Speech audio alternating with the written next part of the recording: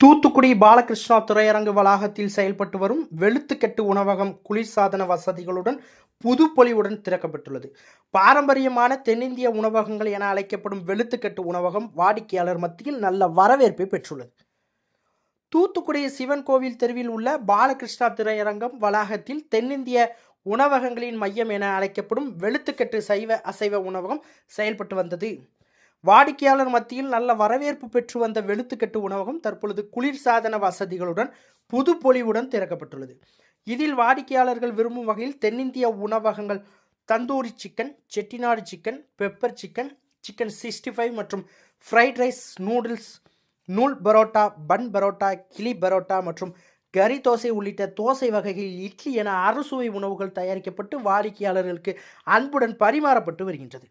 மேலும் சைவம் அசைவம் என தனித்தனி சமையலறையில் உணவுகள் தயாரிக்கப்பட்டு வழங்கப்பட்டு வருவதால் அனைத்து தரப்பு மக்களும் மிகுந்த பிரியத்துடன் உணவருந்தி வருகின்றனர்.